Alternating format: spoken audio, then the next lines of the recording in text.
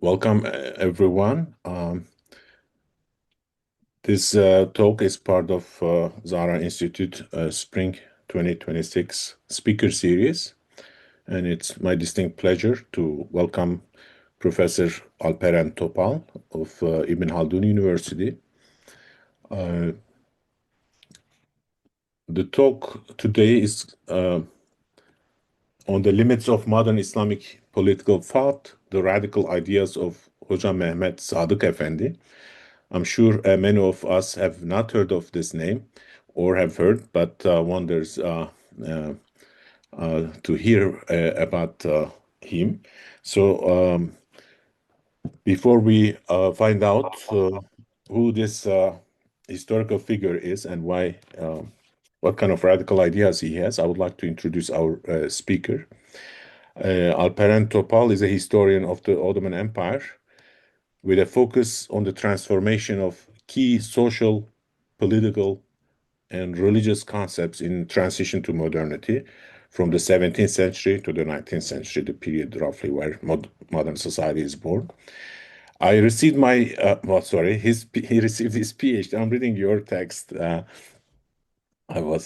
practiced to say he received his PhD from Bilkent University, Ankara, in 2017.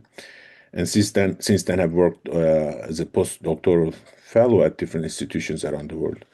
So most recently, he was a Marie Curie fellow at the University of Oslo, where he worked for 3 years on questions of religion and politics, messianic dimensions of global populism. A theme I think is gaining attraction these days due to unfolding events and crises in the region, Muslim revivalism, and Ottoman Turkish politics. Um, Alp Eren Topal's central agenda is uh, cultivation or development of a sound methodology for studying the history of ideas in Islamic context, and particularly the modern Middle East. Very recently, together with his colleague Florian Zemin, he authored or co-edited the special issue conceptualizing Near Eastern modernity, religion, politics, and civilization for Die Welt des Islams. If my German is not good enough, sorry about that. Alp Eren also published a book in Turkish, Cumhurdan Cumhuriyete, correct? And you are still working on a book on Yes. Mehmet Uh, Sadık it- Efendi, so you will tell us yes. about that project as well. So I would like to give you the mic and yeah. So who is Hoca Mehmed Sadik Efendi, Sarıyerli Hoca Mehmed Sadik Efendi, and why he's worth learning about. Alperen. Thank you, Hocam, and thanks to the Zahra Institute for this opportunity to talk about my ongoing research. Let me first share my screen.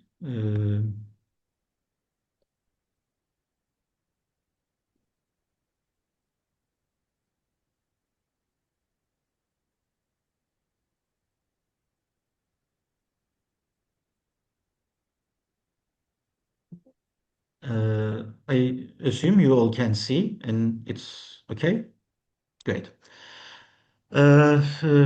This is a person, a figure, Sarıyerli Hoca Mehmed Sadik Efendi, that I have been working on for the past 4 years, and I can honestly say that this is easily the most exciting thing I have worked on during my career, and I think you will understand why once I tell you the whole story.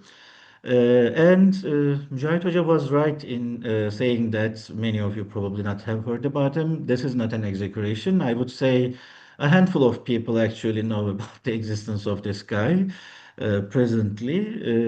And I would like you to keep that in mind while listening to his story, because the contrast between the brilliance and magnanimity of his ideas, his imagination is matched by the gross neglect he has received in uh, modern history, let's say.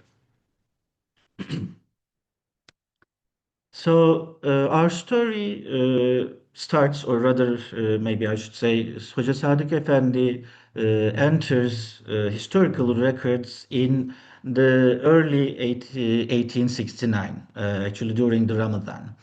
The first time I heard about him, I heard about his story, was that when I was working on Namık Kemal's journal Hürriyet, which he published in London between 1868 and 1869.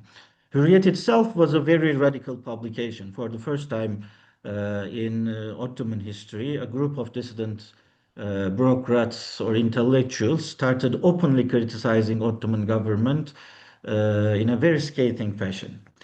And in one of the letters sent to Hürriyet, there was this story of an ulema from Istanbul called Sarıyerli Hoca Mehmed Sadik Efendi, who was apparently taken into custody for his political sermons.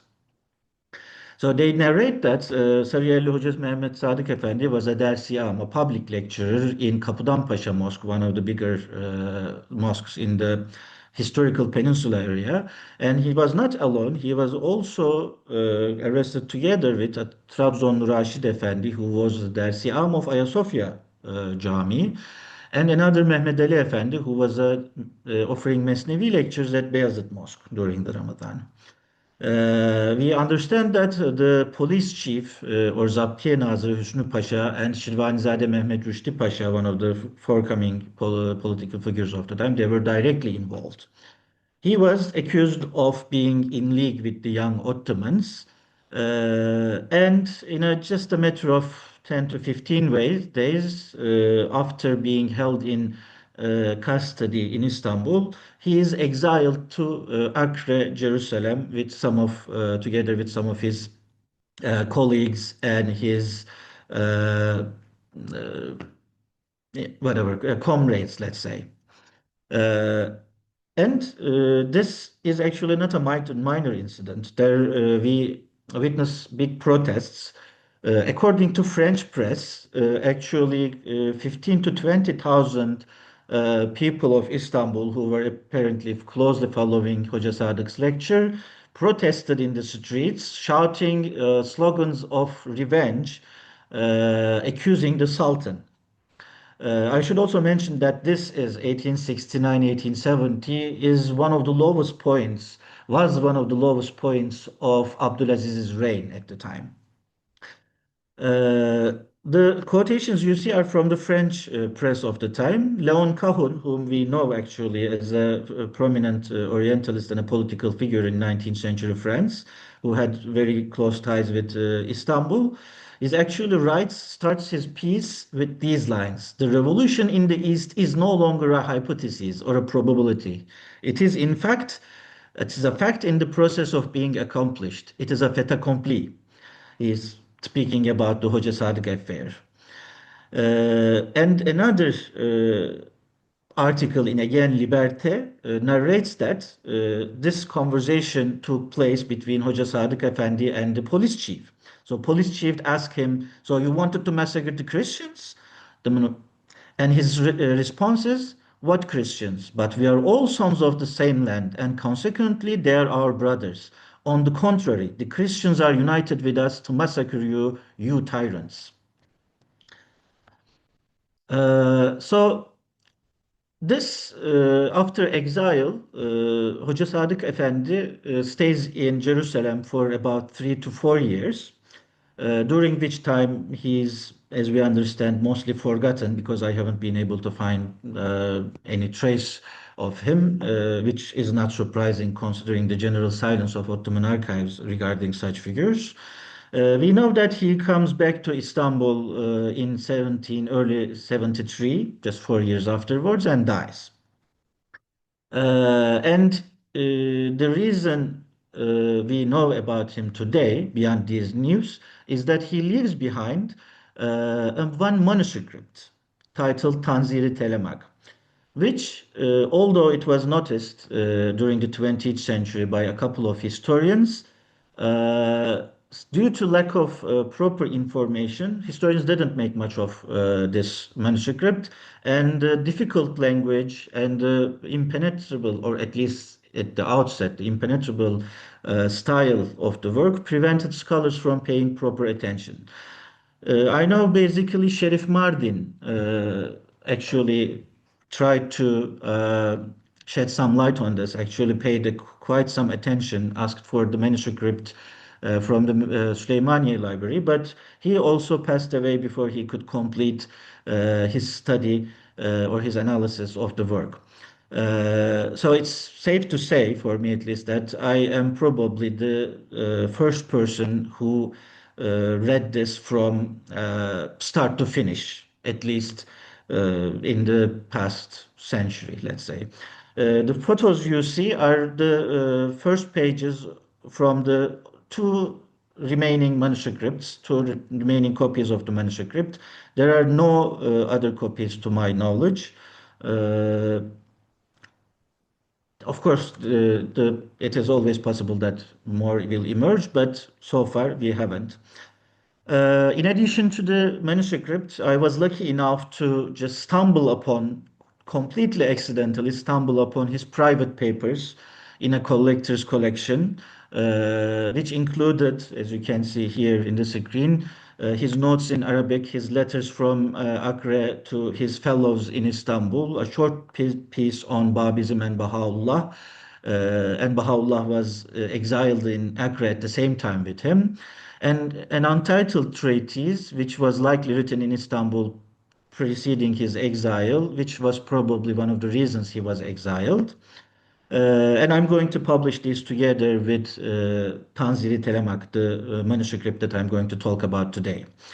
Uh, as I said, there is almost no information in the archives, and most of what I'm going to relate to you about him, about his person, about his biography, is stuff that I could basically glean from between the lines in his work.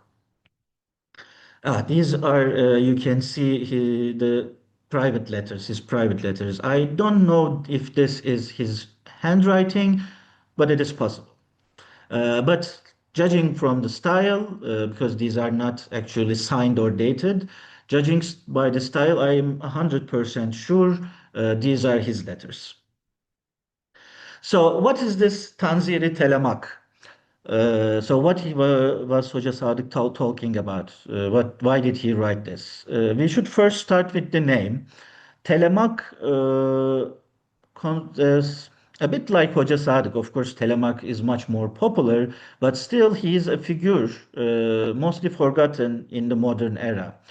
Telemak is the son of Ulysses, the Greek tragic hero Ulysses. And the reason he is here is that this is an allusion, this is a reference to François Fenelon's Les Aventures de Télémaque, The Adventures of Télémaque, which is a late 17th century French work which left a big impact on 18th century Enlightenment figures.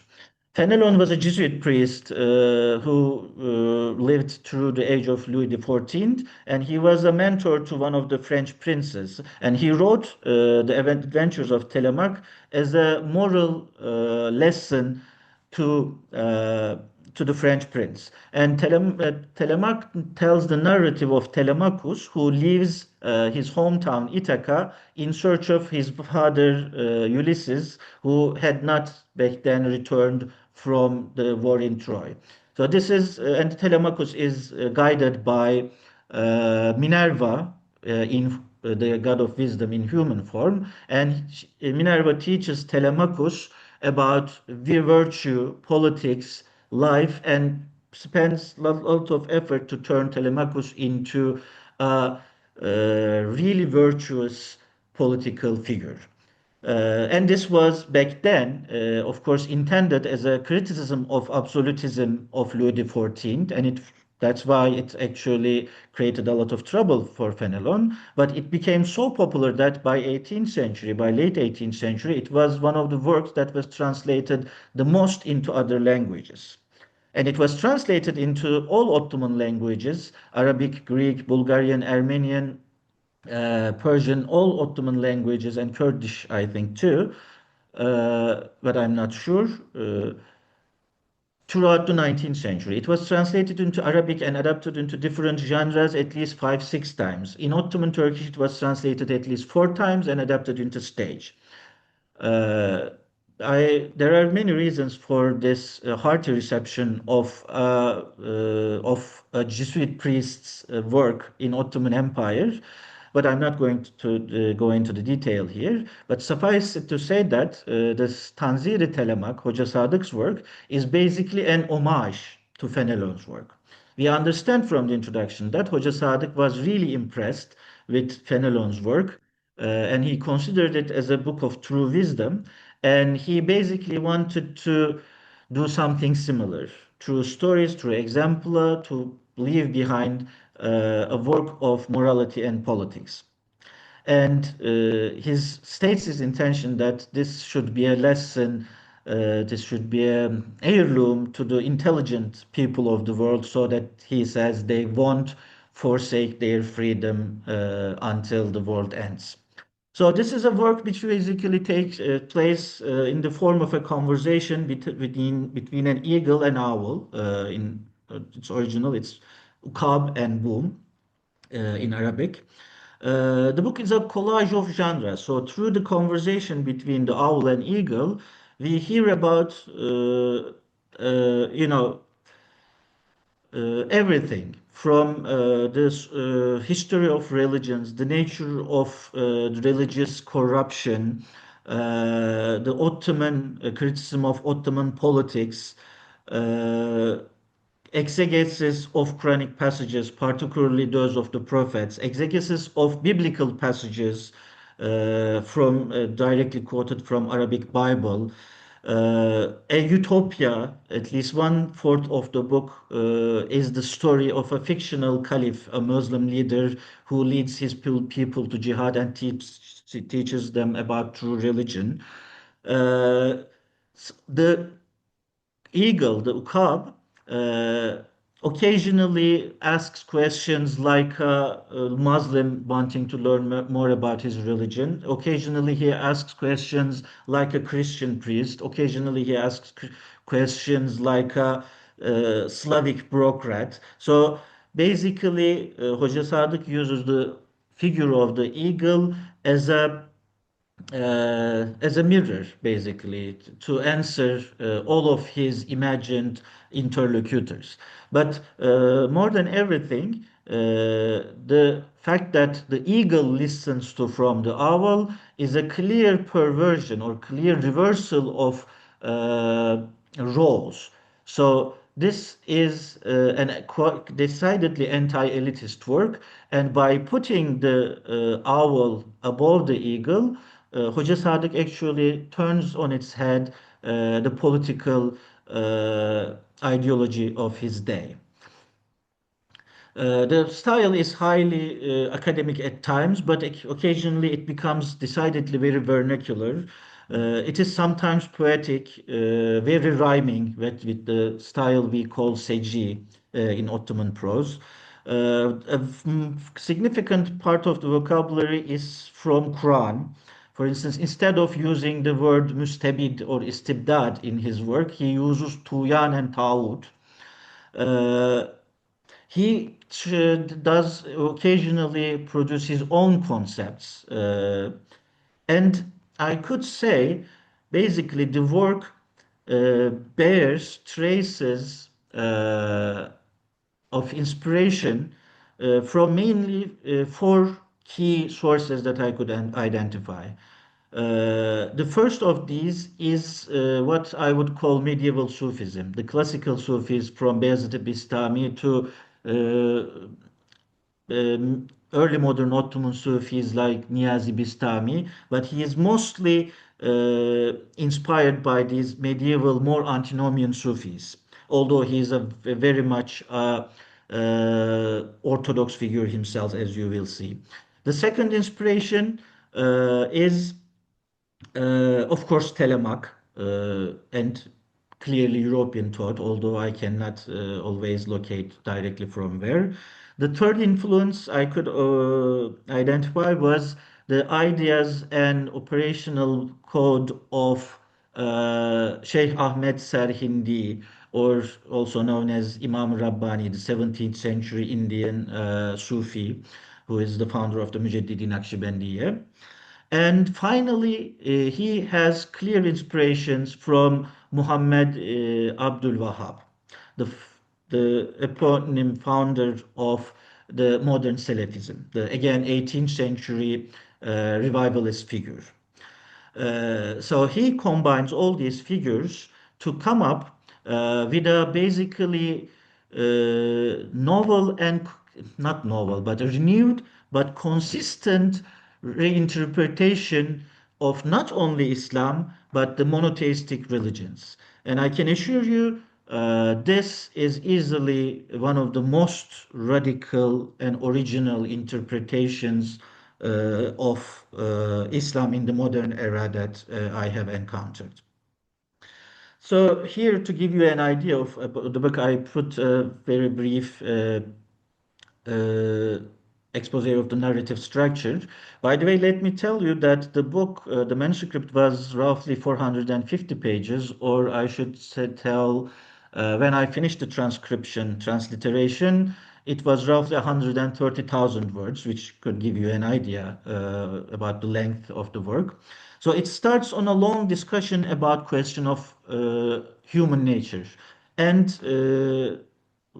the owl talks at length about how human nature is like earth. It needs constant nurturing, constant effort, and the moment you leave it to its own devices, it turns into a wild thing.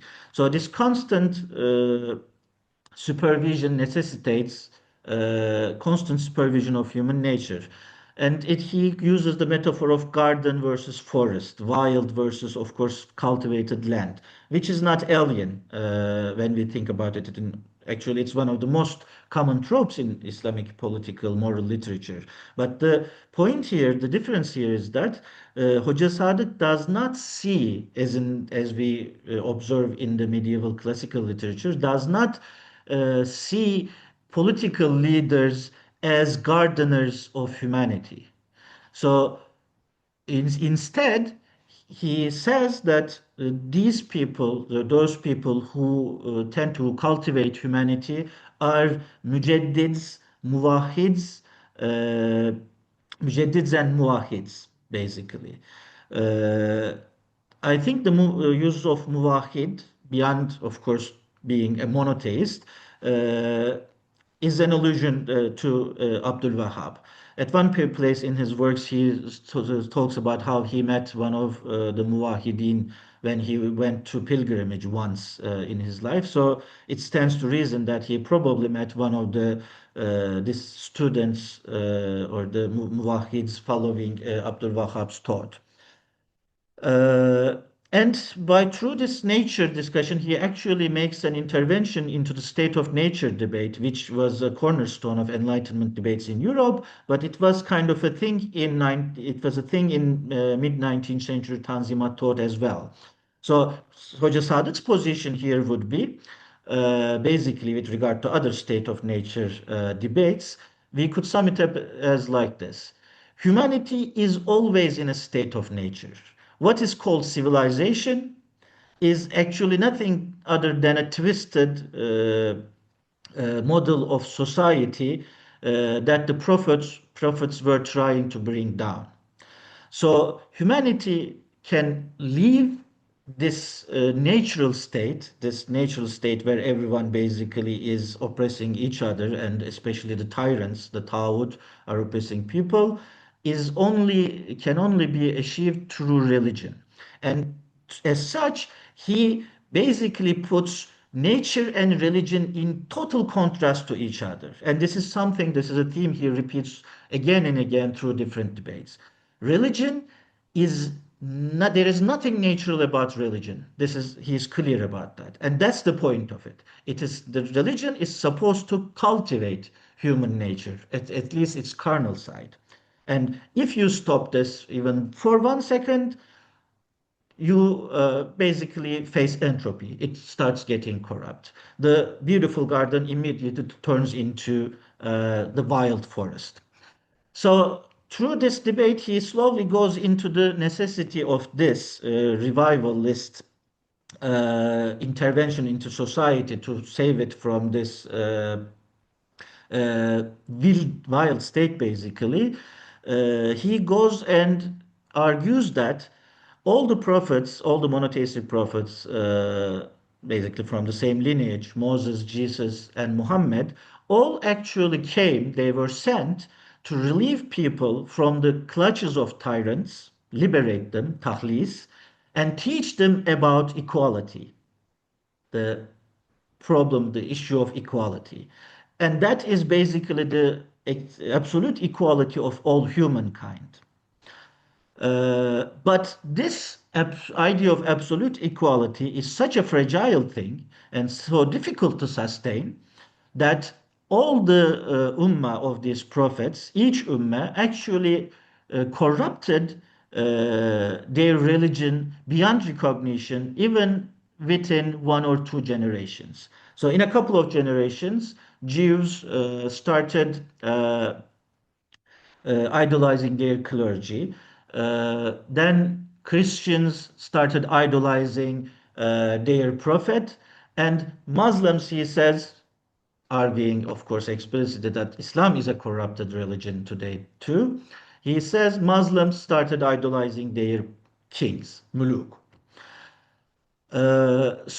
And he puts this as a clear thesis of the book that, or let's say, the most central thesis of the book that we could say, that what is the message of this book would be that it is his conviction that revolt against unjust kings is not only permissible within Islamic tradition, on the contrary, it is the very essence of religion. This is Hoca Sadık's argument.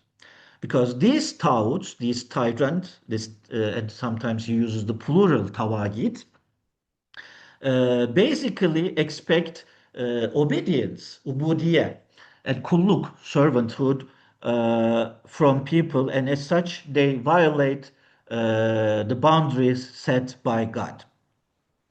And in this, actually, I think this is where he is inspired by Abdul Wahhab the most. Basically, the essence of his discussion is that Muslims have forgotten Tawheed because they taught Tawheed to be only about Khaliqiyya and Uluhiyya of God. So basically, Muslims so far, mainstream Muslims, have uh, made Tawheed with God as a creator and God as a divinity. But in the case of Rububiyat, in the lordship of God, they failed. So they forgot that they should recognize no master other than God, which requires the absolute equality of all humanity. And I think this is, although I haven't had chance, the opportunity to directly read Abdul Wahhab's writing myself. I believe this is also one of the essences of his argument when he is trying to refashion Tawheed. Basically, this argument, of course, is a direct accusation against political hierarchy and calls for almost an anarchist communal political model. In order to make his case and convince the reader, Hoca Sadık immediately starts doing Quranic exegesis, basically tafsir. Around 100 and 150 pages of the work is passages where he recites, he quotes verses from the Quran, and through that he interprets them very briefly. So he starts with the story of Abraham and Nimrod talking to people of Urfa, and he invites people of Urfa to leave Nimrod and follow his lead. Then we come to Jesus, which is one of the most interesting parts of the work, where he translates passages here quotes passages from the Arabic Bible. I am not sure which version that would be, but he quotes from Arabic Bible, from both Old Testament, but no, mostly New Testament actually, and sets out to demonstrate that had he not died on the cross, Jesus too would have rallied his people to revolt against the Jewish kings and Rome, basically. So slow by slow, he seems to build this model of human communities, human religious communities, as this cycle. Prophets arrive, there is a revelation, humanity achieves equality, immediately gets corrupted, there appears division, then this of course gets destroyed. Here, of course, the I forgot one other source now I remember. Of course, here comes in Ibn Haldun. My apologies. It is a bit like a twist now. So he's an avid Ibn Khaldun reader, that is clear, but he turns Ibn Khaldun again on its head. Now, of course, it is entirely possible to read Ibn Khaldun from a mirrored perspective and consider it not the story of the glory of states, but a story of how humanity basically leaves this egalitarian state that it had in the Bedouin lifestyle and gets corrupted through this differentiation we see in Umran stage. Here I'm assuming you have a basic command of Nihaldun schema. Forgive me, I don't have too much time to go on that. But just suffice it to say here that Ibn Khaldun's work was quite popular in Ottoman Empire in 18th and 19th centuries. And this is not accidental, of course. So Hoca Sadik basically takes Ibn Khaldun's model of state cycles and turns it into a story of humanity since the beginning of creation. It is a matter of uh, basically nubuwwet, prophethood, which he directly contrasts with devlet. So this is his way of saying, and occasionally he explicitly says that religion is the enemy of politics or the state. So state is actually a perversion of nubuwweh also. This is one of the corollary of his arguments. Occasionally he even says devlet, referring to the Ottoman construct, this dinu devlet expression. He says din and devlet are just opposites. Trying to bring them together is akin to, he calls it cem dain, the Sufi term, by bringing together the opposites. The work is, very rich. I'm just touching upon certain passages rich. It goes on with the story of the Moses and Pharaoh, one of my favorite passages, because on the one hand we hear Moses and Pharaoh discussing and debating. On the other hand, in between the lines, you hear Hoca Sadık speaking to Abdulaziz, speaking truth to Abdulaziz, basically. Uh, then he follows with a long debate about Christianity. He has his character talk to the Pope. Then he brings up the case of Fander and Rahmetullah Hindi, a famous debate between a Christian missionary scholar and an Indian figure in 1850s. So then he follows with long descriptions of what the munafiq, the mu'min, and the kafir, the three Quranic categories, point to. And we see obviously that these descriptions have the decidedly presentist, presentist is not the right word, but decidedly carry traces of how Hoca Sadık sees the highly stratified Ottoman society of mid-19th century. For instance, he constantly brings issues and examples from the uh, examples of his time. These kind of sycophants, pro-state journalists, and the laws brought by Ottoman state and how they are unjust, etc. Then we start with the Caliphal Utopia. basically a long story of this unnamed caliph who resides somewhere in Morocco with his community of people. He is basically a mirror image of the prophet.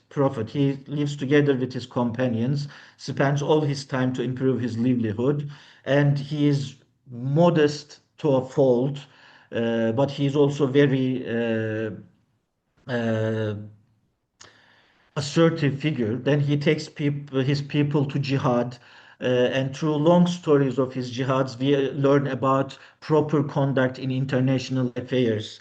For instance, let me give you as an example. He does jihad simply to topple tyrants and liberate actually these enslaved societies from the tyrants. And he forbids, for instance, carrying away of the loot. He says, whatever we want will be left here. There are all these passages basically pointing out for lack of a better word, I call it peasant anarchism. So basically, a form of highly modest living, relying almost exclusively on agriculture, forbidding formation of big human communities and limiting them. This is where his 19th century anarchism shows itself the most, I think. He's completely against bureaucracies. He's completely against clergy. He actually considers Ottoman ulema as just official or just statist scholars. The expression he uses is ulema-i rusum. Ulema-i rusum or ulema-i resm is actually a canonical Sufi term for scholars who just basically ally themselves with state apparatus. So he revives this concept and uses it to accuse Ottoman ulema of simply being uh, just in the wrong. I mean, he uses much worse words. He occasionally even uses curse words, but of course, I'm not going to repeat them here. Uh, and after all this, but the caliphal utopia fails. I am calling it a utopia, but it's not entirely accurate. I mean, it's again, for lack of a better word, this utopia ends once the caliph realizes that it is impossible to establish a lasting political community like this, and he dies advising his followers to simply stay away from any kind of political official business and live a modest life. That's granted, still, I wouldn't call this as a warning or just as a rejection of politics per se, because the book at times actually reads like a manual for revolution. At one point, for instance, this caliph is asked by his followers uh, how his own revolt is different from that of Imam Shamil of Caucasus or that of Abdul Wahab. And he criticizes both these figures. He says Shamil was great, and if he had held on just another couple of years, all the saloons in Russia would be filled with cries of Viva Sheikh. But he chose to surrender. But basically, he's saying he shouldn't have surrendered, he should have died fighting for Shamil. And for Abdul Wahab, he says he thought he could create an army of Muwahideen from the desert Bedouins by promising them heaven or hell. What you need to do instead, he says, you take about 15 to 20,000 people. By the way, this is, I understand from the lines that this was something he thought about, he considered even, maybe laid out some plans for.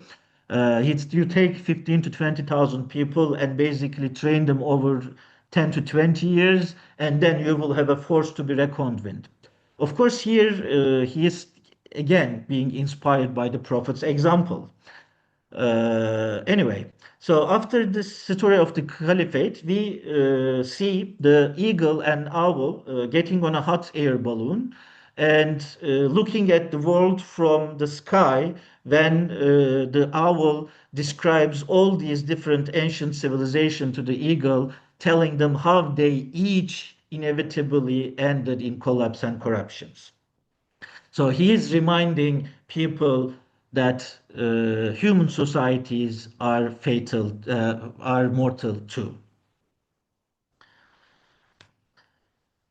So, I mean, I summarized some of these, but to go over the main arguments of the book briefly. So, the one of the first, I mean, the main, of course, argument is that Tawheed endorses the equality of humankind. Second, all prophets share the same mission: liberate people from the clutches of tyrants and teach them about humanity and equality. Human societies corrupt God's revelation, and corruption, tahrif, the act of tahrif, is not simply about the authenticity of the text as a material artifact. It's about corrupting it through translation, interpretation, and exegetic effort. Uh, and he also touches upon the issue of insurmountable problem of generational gaps. He is insistent that knowledge, true knowledge, cannot be transmitted through generation, and basically he is highlighting the fact that everyone has to go through this process and achieve knowledge experientially. Of course, this is a recognizably Sufi idea, but I had never seen it expressed in such a clear, explicit fashion, bringing in this problem of generations. So it is true that religion, deen, becomes tradition. That is resm. That is the also he uses resm in the sense of tradition occasionally. So meaning is lost. And that's why renewal, tajdeed, is necessary. And this, the doctrine of tajdeed, actually is where I think he is inspired the most from Sarhindi and his letters. And he actually addresses his own letters as his own mektubat. So, and we know very briefly that he had at least some, uh, at least he was for a time frequenting the Halidi Tekke in Istanbul. So he was a Naqshbandi himself for a bit, notwithstanding his general criticism of the Sufi brotherhoods of his time. He basically accuses them of failing and completely corrupting the point of tasawwuf, which was basically about cultivating nafs. Uh, but he says you are just eating grand food from morning to evening. Food takes a lot of place, a central place in his argument, because in Hoca Sadik's world, food is the main device, main mechanism. Sustenance basically is the main mechanism through which the tyrants, Tawut, actually enslave people. Once you get used to eating good food every day, you become slave to tyrants, because you become a slave to yourself, then you become a slave to tyrants. So there is this direct relation between what Isaiah Berlin would call positive freedom versus negative freedom. For Hoca Sadik, positive freedom, you cannot have this kind of negative freedom without this positive freedom. Basically, you're liberating from yourself. Without liberating from yourself, you cannot liberate yourself from the tyrants.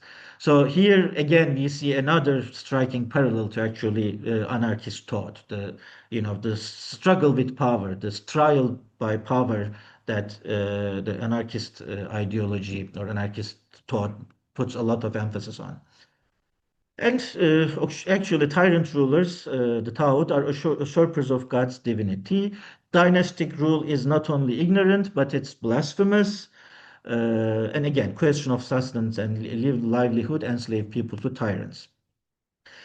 So I mean, these may seem the kind of bit, very superficial descriptions of a political ideal, but his work, Hoca Sadik's work, is full of explicit criticism of Ottoman politics, economy, and practices to the minute details. There is a 10-page part where he lists the faults and oppressions of Ottoman cadastral officers which deal with the land. And especially he has harsh criticism against military personnel and their oppression of people. He considers the nascent nationalisms in Ottoman society as another form of tuyan, because and he even gives it a name at a time when Ottoman intellectuals did not have a clear concept for nationalism. Hoca Sadik actually coins one. He calls it milletperveri, or sometimes bendeperveri.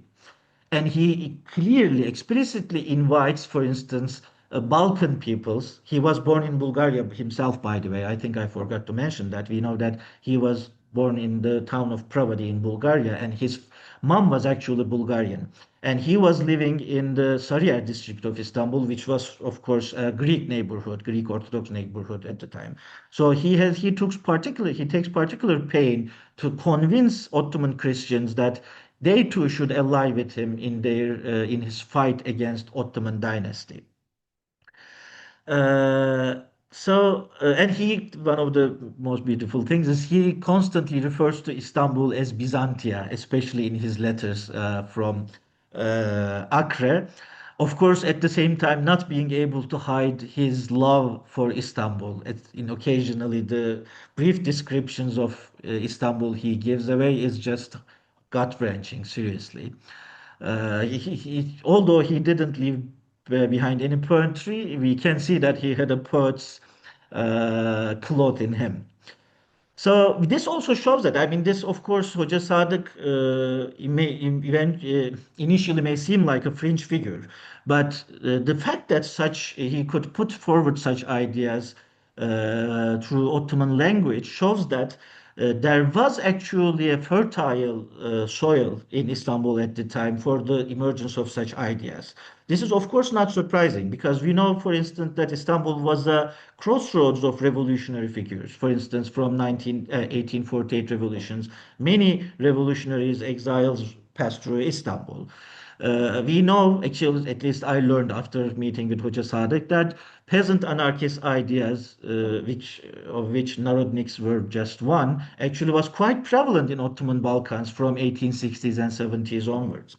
I mean, also İlham Huri Makdesi has shown already how anarchist ideas was quite popular in second half of 19th century in the Mediterranean and the Levant, in contrast to socialist ideas which were not as well received.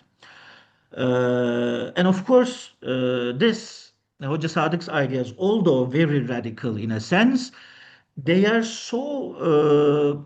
actually they have so much affinity with various strands of Muslim revivalism of 17th and 18th century. So on the one hand, they carry traces of Muslim revivalism of 18th century, but also in the way they formulated, in the concrete and highly political way they are formulated, Hoca Sadık's thought also kind of looks forward to 20th century. Many themes in his work, like social justice, the nature of tyrants, equality, criticism of traditionalism, criticism of taglid, etc. These are all ideas or propositions that we see in most modern Islamist political figures like Sayyid Qutb, Ali Shariati, Mevdudi. Frankly, I have seen a lot of parallels with Sayyid Nursi himself. Not just in vocabulary, but the way they deal with Sufism, the way they revise Sufism, turn it into a political project, the way they try to bring examples, the way they focus on individual cultivation, etc. But I would even go for and say that uh, on the other end of the spectrum, if we consider Hoca Sadık as a kind of a left-wing Sufi, I think even Ziya Gökalp's ideas carry certain patterns of thinking, again, through revivalism, that allow him to be compared, I think, to Hoca Sadık. So Hoca Sadık is not only highly radical and innovative in his thinking, but also we can see almost all conundrums of modern political thought, 20th century Islamic political thought, as seeds in his thought. That, basically any question that we have been able to ask so far has a treatment in Hoca Sadık's work. This is one of the things that impressed me the most in his work. I kept asking questions when I was reading him, and every time, just in a couple of pages, I got my answer. So there is something very modern in his work that I cannot necessarily put into words here, but readers eventually will understand this.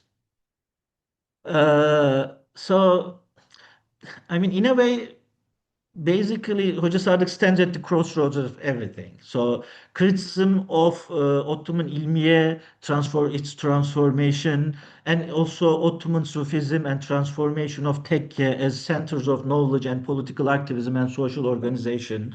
Carries intellectual inspiration from Ibn Haldun, Fenelon, great Sufi masters, etc. He comes with an esoteric conception of freedom and puts it in all its glory.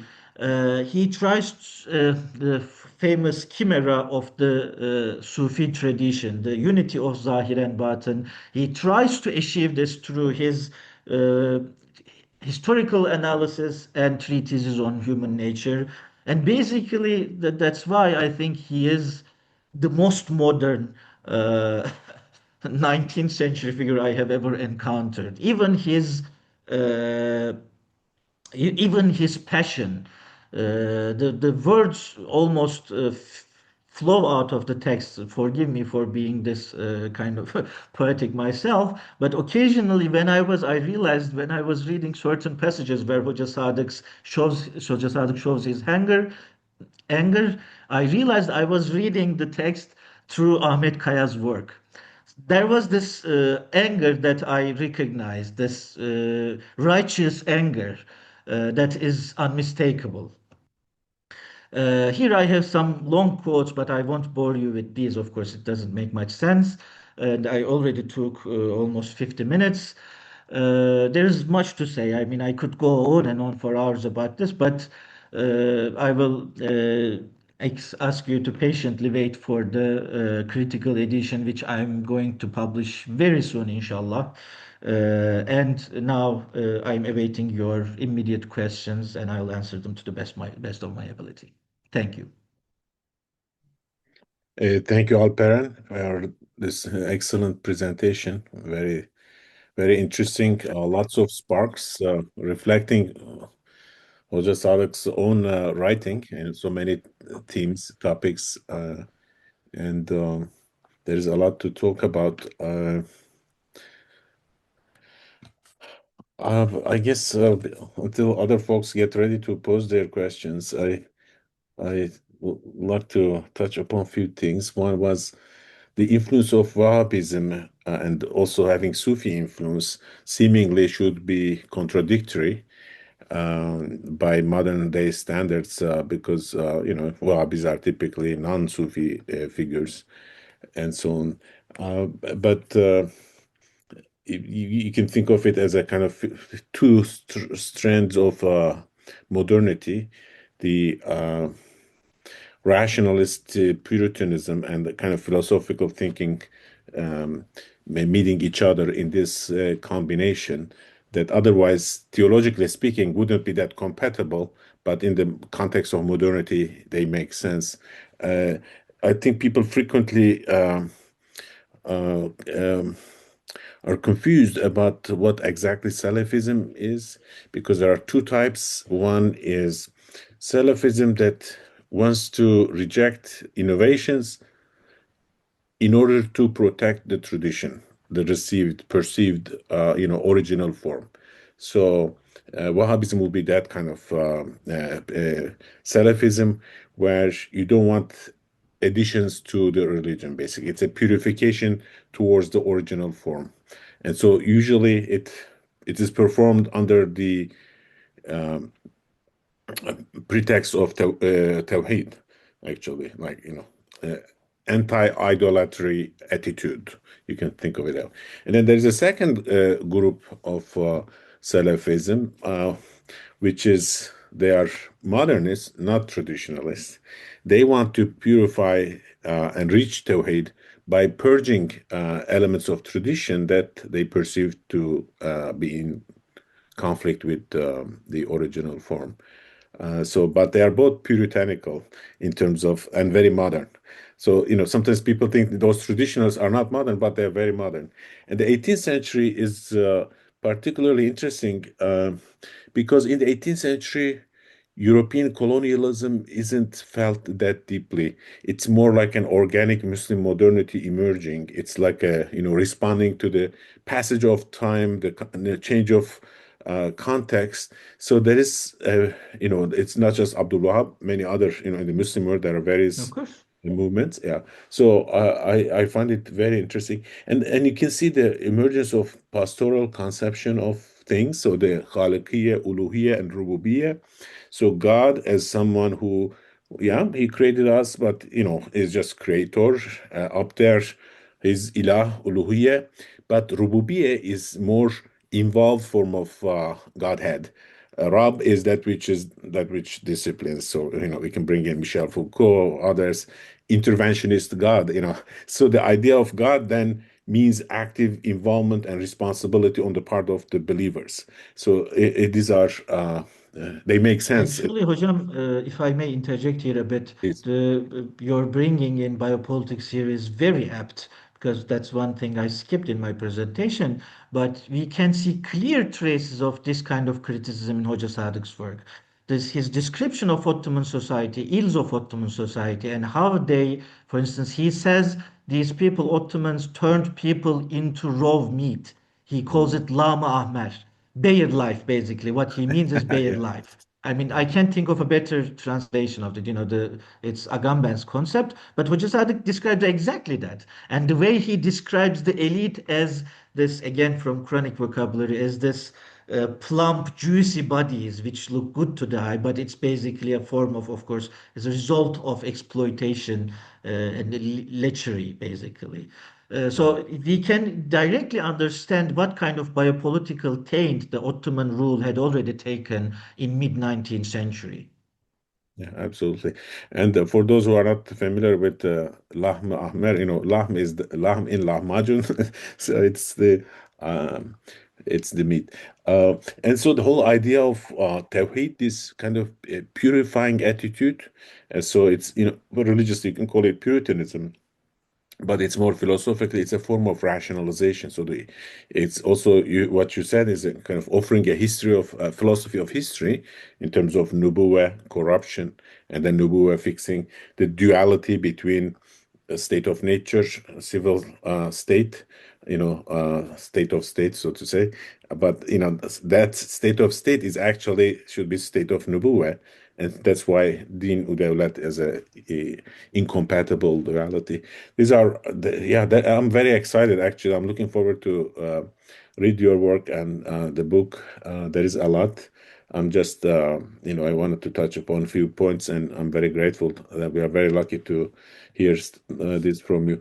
I would like to open the floor. I mean, if there are other questions, you can type or um, raise your hand. Well, we can Mm. it from there. There Let me is see. one question in the chat. Okay, yeah. Okay. Yes. So, Go ahead. shall I read myself? Okay. Please go ahead. Yeah. It's about Hoca Sadık's referral on the food, on the effects of the on the tyrants. If I'm not mistaken, this word tanzir, has this been explained clearly? Yes. There are long passages about food. Hoca Sadık himself is very obsessed with what he eats. He believes mujaddids or muwahhids or these people who devote themselves to humanity should eat very little. What he allows himself verbally, for instance, is just once every 2 days. But he is also at war with himself on this, and there are, especially in his letters, there are such funny passages where he talks about how he fails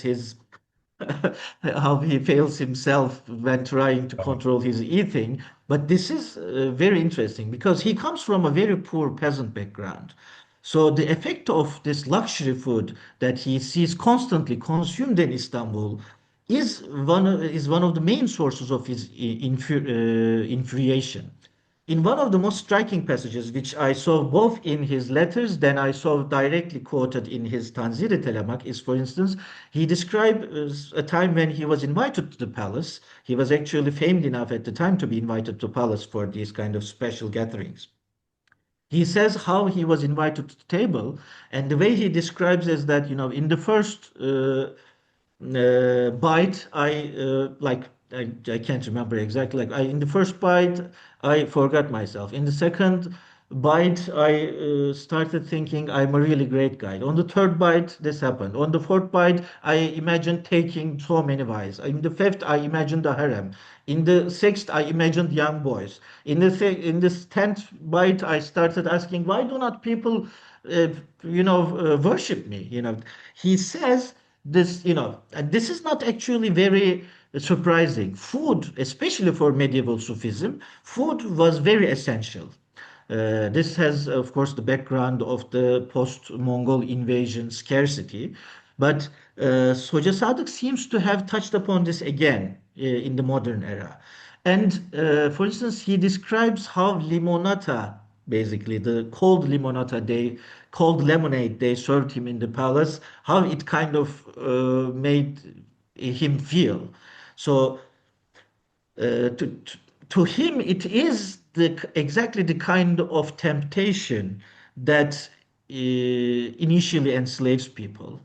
And he's not actually very wrong about this. I mean, we know that, I mean, it is uh, so many people were just sycophants for the kind of food served at Istanbul mansions. Actually, it's a very frequent trope in the literature of the period.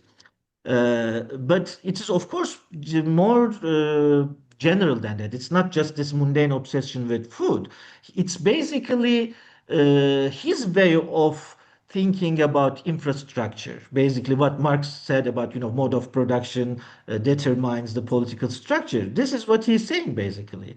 It's because of the food, your sustenance. Through your sustenance, you become slaves. And he Yeah. chides himself constantly for that too. That's why he considers abstinence. He considers this kind of chastity to be inseparable from political struggle. Basically, he is saying if you want a revolution, you want a revolutionary morals. Basically, and this is again very 19th century, very 19th century. Alp Eren, was this guy married or not? Was he married? He Do we was know? married. He was.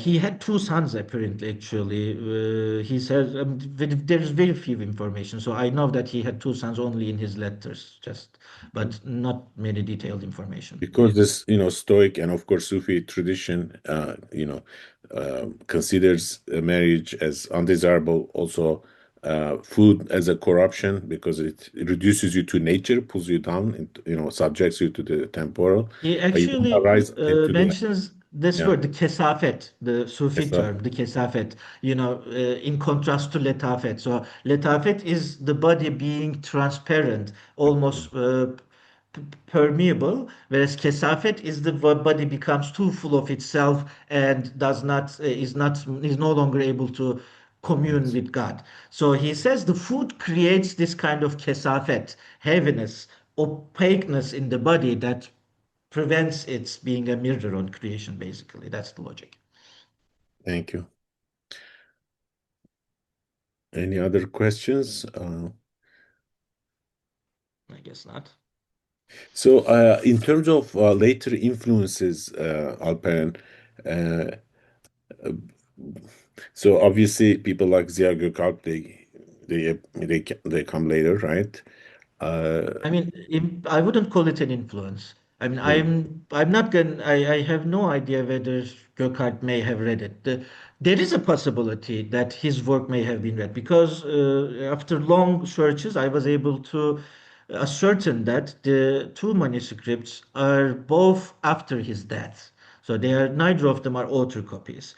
So and actually I was able to pinpoint the copier of the one of the manuscripts, who was basically Mustafa Asım Efendi, father of İbrahim Alaaddin Gölsa, one of the early Republican encyclopedists. He actually has this thing called Türk Meşhurları Encyklopedisi, where which is the only place where I could find some information on Hoca Sadık Efendi and his friend Trabzonlu Raşid Efendi, because apparently Trabzonlu Raşid Efendi was Alaaddin Gövsa's uncle. So I was able to find this link, and he says his father Mustafa Asım Efendi had copied a copy of Tanzir-i Telemak, but it was taken from him by a book expert, and he was able to find it only 30 years later in a state library, he says. So this means Mustafa Asım Efendi copied this sometimes in 1900s. So it is entirely reasonable that this work was in hidden circulation among a close, small circle of people. But at one point, we can assume that the basically chain of transmission was broken and it was completely forgotten.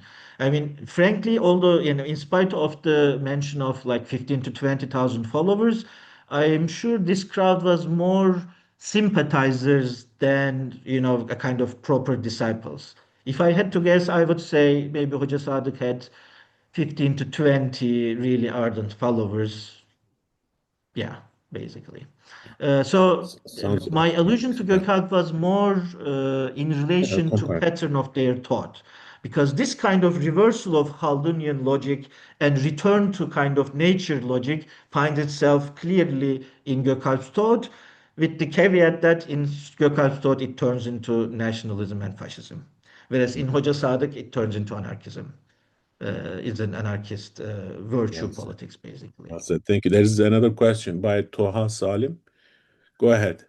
Merhaba hocam. Thank you for your presentation. I just want to ask a question. If I heard correctly, you said that Hoca Sadik Efendi, he had a particular view of state. Like you said, like it's completely opposite Din ve Devlet. So, but I'm trying to understand, as a scholar, how would he interpret the Islamic legal tradition as we see in the writings of, let's say, from Mawardi to Ghazali or Ibn Taymiyyah and many others? Like their governance is a very important topic in the legal tradition. So, how would he interpret those legal tradition, like where Din and Devlet is like a complementary thing, not necessarily very antagonist? Well, to begin with, he very, very rarely engages in direct debate with historical tradition. He never cites any names in the book. In especially Tanzir, what I understand is that he wanted to write something new. He wanted to also kind of, didn't want the reader to be bogged down in this literature. He wanted something that could be read and understood by laymen too, at least in simple terms. But in his letters and other stuff, we occasionally see references and celebrations of people like Ghazali, Ibn Arabi, the medieval Sufis, and certain people, but not, of course, people like Maverdi or stuff. Well, his position on state is that we should remember that he all sees this state cycle as almost inevitable. It's almost natural, actually, because when you leave humanity to their own devices, they will eventually repeat that cycle. So he goes at length about the duties or the proper way for mujaddids to engage with these tyrants. So he is not entirely completely, he sees it as the ideal, the removal of the state completely, this hierarchical state. But he also realizes it is inevitable. So he even opens up the possibility that, some of these tyrants, I mean, rare, but some of them, they occasionally listen to reason. So, whatever the case, you should talk to them. You should warn them. That's what Moses did, right?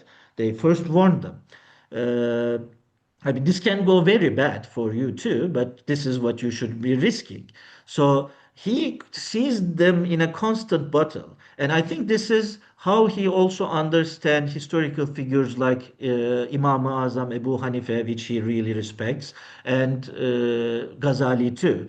But he, for instance, in one of his letters, he openly criticizes like you people are getting wrong when he's talking about Imam Azam. He says, I have went through his fatwas and some of them are just doesn't work. But it's not about that.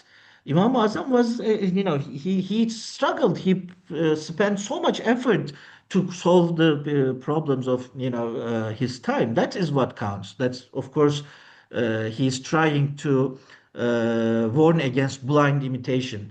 For instance, one phrase he uses very often when he is criticizing Ottoman ulema is that they constantly rule by the decrees of Hoşafçıoğulları or Börekçioğulları. So he is of course talking about all these dynastic ulema families in Ottoman Empire, who had these, fatwa compilations, and he accuses his contemporaries of doing things by only imitating these fatwa collections. So this is his take. But This with guy regard is to obsessed politics, with food, Alperen. He's obsessed hmm? with food. Look, I said he's obsessed with Yes, food. Hoşaf, börek. oğulları, börekçi oğulları. He's He starving himself. also he was quite fond of paça, and especially Beykoz paça. Uh, yes, he is very fond of food. Sorry to But interrupt. again, this is a very ironic parallel to medieval Sufis. Medieval Sufis were also very obsessed with food. Uh, and yeah, he was quite fond of them.